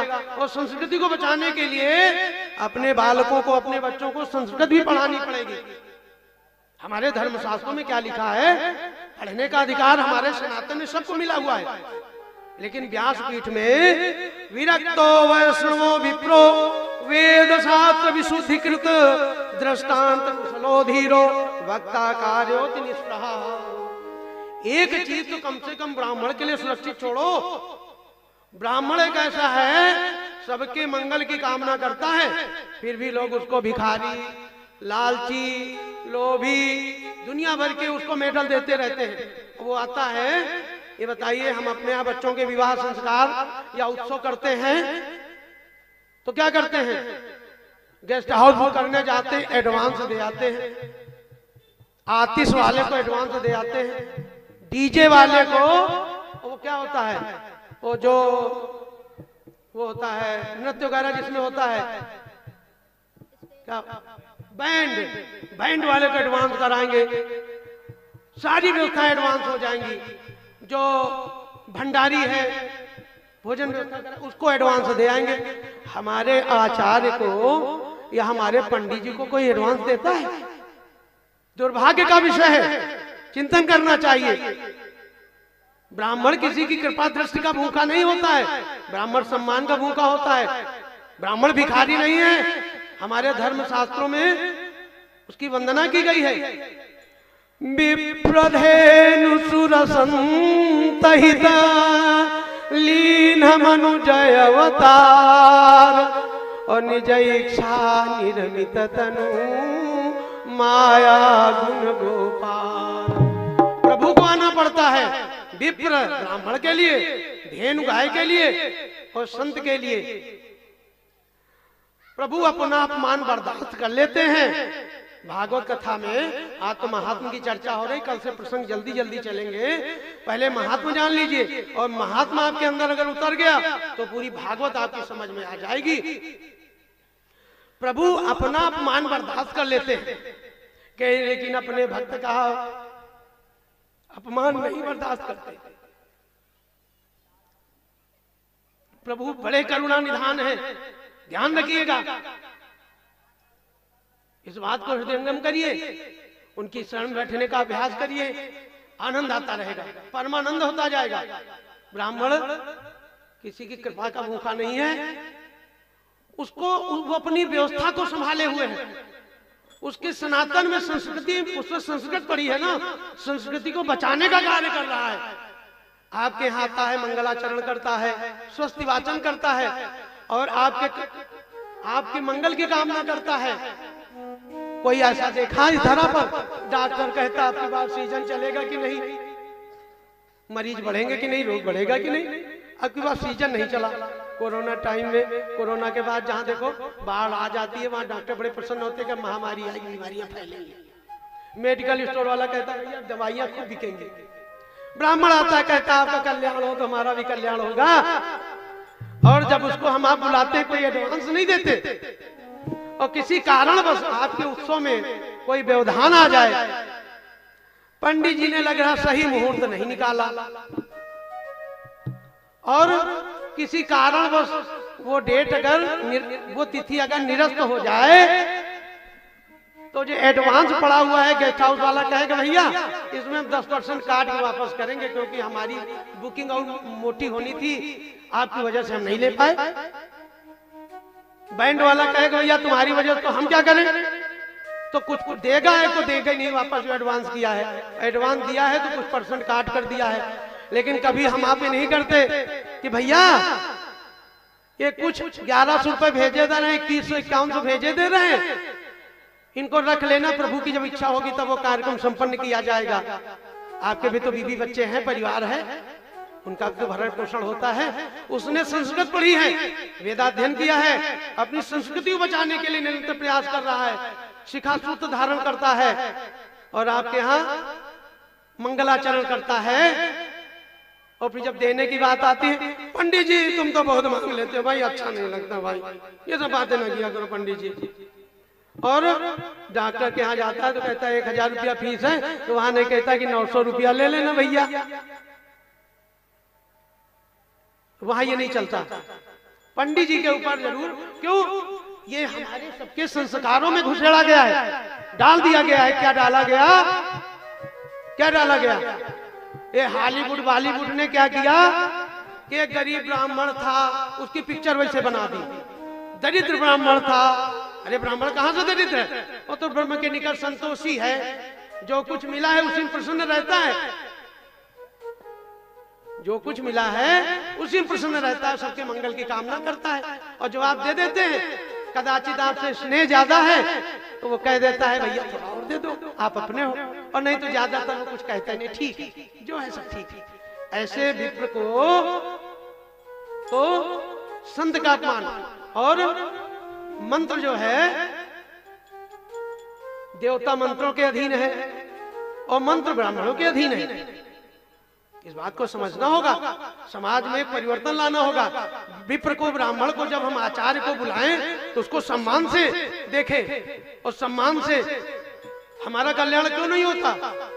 हमने उसको भिखारी समझ लिया, हमने मांगने वाला समझ लिया, इससे कल्याण नहीं होता। प्रभु को आना पड़ता है। विप्र, धेनु, संत। एक संत जा रहे थे, एक नौयुवा थे, उनकी प्रेयसी थी, प्रेमिका, वो उसके साथ जा रहे थे पैदल। मार्ग में कुछ कीचड़ था, संत बेचारे टूटी फूटी साइकिल से भगवत भजन करते हुए जा रहे थे। अब उनकी साइकिल से वो कीचड़ वो प्रेयसी के ऊपर पड़ गया। उनकी जो चहेती प्रेमिका थी उसके ऊपर वो कीचड़ वस्त्रों पे पड़ गया। उनके प्रेमी को बहुत क्रोध आया और उन्हें संत के 2-4 तमाचे मार दिए। संत बेचारा चुपचाप रोता हुआ आगे चला गया। आगे जाके मंदिर था, सीढ़ियों के पास मंदिर दर्शन के लिए जा रहा था, देव दर्शन के लिए। उसने सीढ़ियों पर साइकिल खड़ी की, आगे देखता है कि उनकी प्रेयसी फिसली, जहां कीचड़ समाप्त हुआ उसका एक पैर टूट गया। उसने कहा, उसकी प्रेयसी ने, कि देखो संत का अपराध कर दिया तुमने, ये उसी का परिणाम है, चलो उनसे क्षमा मांगो चल के। अब वो जब गए उनके पास क्षमा मांगने, तो उन्होंने कहा भैया मैंने तो जानबूझकर आपकी जो चाहने वाली थी उसके ऊपर जानबूझकर मैंने कीचड़ नहीं डाला था, अज्ञानता में हो गया था। तो अगर आप जिसको चाहते हैं तो उसका कीचड़ आपको नहीं बर्दाश्त हुआ, तो हमें जो चाहता है, हमारा जो प्रेमी है, उसको ये न बर्दाश्त हुआ होगा। तो प्रभु अपना अपमान बर्दाश्त कर लेते हैं। प्रभु को कोई अपमानित करता है तो नजरअंदाज कर देते हैं, लेकिन जब संत का अपराध कोई करता है तो प्रभु, संत तो क्षमा कर देता है। उमा क्षमा श्राप ते भारी, उमा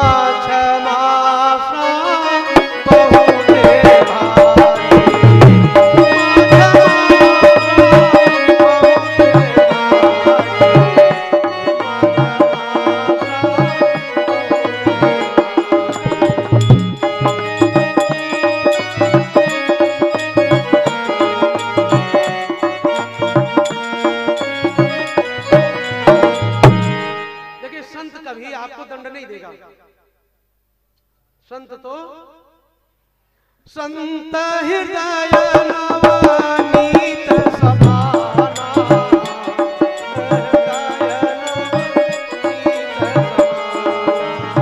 संत हृदय नवनीत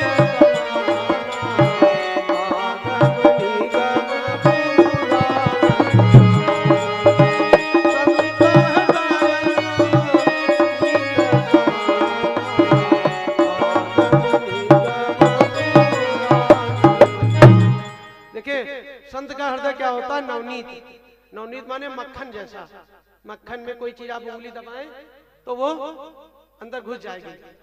संत को आप कुछ भी कह दीजिए, ठीक है, लेकिन जो उसका प्रेमी है दंड तो वो देता है भैया। इसलिए उसके दंड से बचना है तो कभी उसके भक्त का अपराध न करो, संत का अपराध न करो, क्योंकि ये उसको पसंद नहीं आता। जीवन में ये जीवन के सूत्र हैं। कभी आपके यहाँ आचार्य आया हुआ है, उसको आप ससम्मान, जो आपके पास श्रद्धा है उसे आप दीजिए और श्रद्धा के साथ उसको आप विदा करिए। तभी देखिए पूजा कथा, सत्यनारायण भगवान कथा, देखिए उसका कितना प्रताप है, कथा में ही है। इसने सुना तो ये हुआ, इसने सुना तो ये हुआ, इसने सुना तो ये हुआ, इसने नहीं सुना तो ये हुआ। आचार्य अगर वो आपको कथा सुनाकर गया है, अगर परिवर्तन नहीं आ रहा है तो विचार करिए चूक कहां हो गई। मन वाणी कर्म से चूक कहां हुई, इस पर जरूर विचार करना चाहिए। अगर चूक नहीं हुई है तो आपका निश्चित रूप से उसके बाद आपका कल्याण हुआ जरूर होगा, ये निश्चित रूप में मानिए। तो हम सबको जीवन में छोटी छोटी बातों का अवश्य ध्यान रखना चाहिए। इससे जिन हरि कथा सुनी नहीं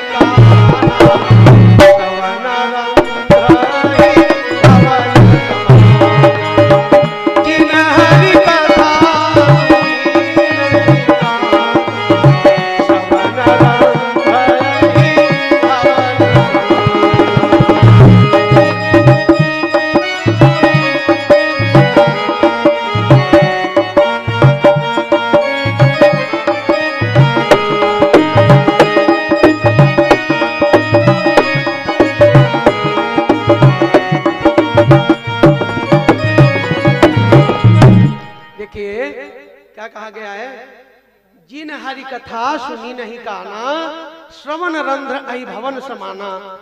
जिनके कानों ने कभी भगवान की कथा नहीं सुनी वो सांप के बिल के समान है।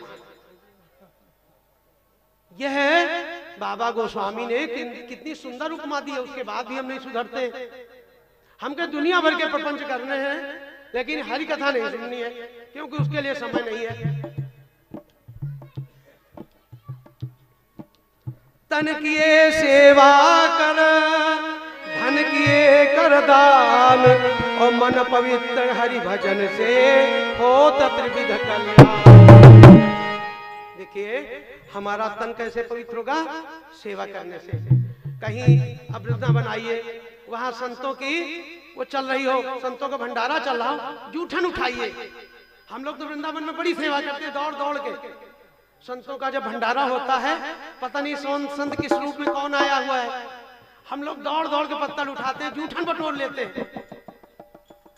भगवान कृष्ण तो अपने बाल सखाओं की जूठन खा लेते थे। हम जूठन नहीं खा सकते तो सेवा तो कर ही सकते। देखिए जो बड़े बड़े लोग हैं जिनको हम बड़े मानते हैं, कहीं कथा भागवत होती है तो वो क्या करते हैं? वो चरण पादुका की सेवा करते हैं, जूते चप्पल उठाते रखते हैं। तो तन किए सेवा कर और धन किए कर दान। अगर धन प्रभु ने दिया है तो देखिए ले जाने की व्यवस्था तो है नहीं, उसकी तीन ही गति है, उपयोग, दान या सहयोग, या फिर नष्ट होना। तो नष्ट होने से अच्छा है कि अपने हाथ से कुछ कर जाओ। कर्ण जो है सोना चांदी वस्त्र आभूषण खूब दान करता था, और जब पितृलोक में गया तो सब उसे वही खाने को मिल रहा है, सोना चांदी मिल रहा है। तो उसने कहा दान तो हम तो दानवीर थे। बोले दान तो तुमने स्वर्ण और रजत का दिया है, तुम्हें वही खाने को मिल रहा है। हम जो अपने हाथ से करते हैं, जो अपने हाथ से कर जाते हैं भैया, जब जो कई कथा भागवत चल रही हो, जो भी वितरण करना है बड़ी सौम्यता से धीमे धीमे कर दीजिए। कथा भागवत में व्यवधान न हो। तो धन बहुत लोग क्या करते हैं, इकट्ठा कर गए। अब अगर उनके धर्मात्मा संतान होती है तो दान करती है, तो लोग क्या कहते हैं, भैया वो तो बहुत कंजूस था, उसकी संतान बड़ी धर्मात्मा है। और यही बात हो, भैया इनके पिताजी बहुत बड़े धर्मात्मा थे, बड़े दानशील थे, और इनकी संतान भी वैसे निकली, तो उनका भी नाम हो और आपका भी नाम हो। तो तन किए सेवा कर और धन किए कर दान, और मन पवित्र हरि भजन कैसे हो त्रिविध कल्याण। 3 प्रकार के कल्याण कैसे होंगे कि आप सेवा करिए। धन नहीं है कोई बात नहीं, जो शरीर से हो सकता है। तीर्थों में जाइए, तीर्थों में जाने के बाद सेवा किसी से ना कराइए, प्रयास करिए, सेवा कराइए। और अपने हाथों से जो दान दे देंगे वो आपका है, वो आपका बैलेंस है, वो आपका वहां का बैंक बैलेंस है। और मन अगर पवित्र करना है, देखिए मन का ही तो सारा खेल है। उद्धव जी गए थे गोपियों को समझाने, बोली उद्धव मन न भय 10-20, एक था वो कान्हा ले गया। तो मन एक अगर हो जाएगा उन्हीं से, राधा रमण से, बांके बिहारी लाल से, जिस दिन प्रीति हो जाएगी उस दिन आप काम तो करेंगे। संसार में रहना है हमें, संसार त्यागने की बात नहीं कहते। एक बार एक गुरु ने अपने शिष्य को बहुत समझाया, लेकिन उसकी समझ में नहीं आ रहा था। तो उसने कहा कि आप राजा जनक के यहाँ जाइए, उनसे आप शिक्षा लीजिए। गए तो राजा जनक रंग महल में थे। रंग महल, वहां पुरुषों का प्रवेश वर्जित होता है राजा के यहाँ। वहां नर्तकियां नृत्य करती हैं। तो वो गया तो बोला कि विदेहराज कहाँ है? बोले वो रंग महल में है। तो उसको भ्रम हो गया, यह कैसे विदेहराज है, हमको भेजा गया शिक्षा लेने के लिए, ये तो रंग महल में व्यस्त है। राजा विदेहराज समझ गए। उन्होंने कहा ऐसा है, मेरा महल बहुत सुंदर है। एक कटोरा में एक कटोरा दिया उनको, उसमें तेल भर दिया और बोले कि पूरे महल को घुमाओ, बहुत सुंदर महल है। जब चलने लगा कल रुको एक चीज का ध्यान रखना। बोले क्या? बोले एक बूंद तेल न छलकने पाए। तो बोले ठीक है। अब वो पूरा महल घुमाया। अब विदेहराज ने पूछा महल देखा कितना सुंदर है? बोले महाराज आपने तो कहा था तेल न छलकने पाए, एक बूंद भी न गिरने पाए, तो हमने महल कहाँ देखा? हमारा तो सारा ध्यान उस तेल के कटोरे में था। तो हम आप संसार में रहे, आशा ये है हम आप संसार में रहे, लेकिन अपने कल्याण का, देखो परिवार का भरण पोषण कर रहे हैं, वो तो आप अपना दायित्व निभा रहे हैं, अपना कल्याण नहीं कर रहे हैं। इस भ्रम में ना रहिए। आत्म कल्याण के लिए हरि भजन करना होगा, संतों की संगति करनी होगी, तीर्थ दर्शन करना होगा। ये आपकी ड्यूटी है, ये आपका धर्म है ना? आपका काम हम तो नहीं करेंगे। गुरु भी क्या करता है? गुरु भवसागर से पार करने का रास्ता भी बताता है, और जो वो दलदल है उससे हाथ पकड़कर खींच देता, कहता अब रास्ता तय करो। रास्ता स्वयं को तय करना पड़ता है।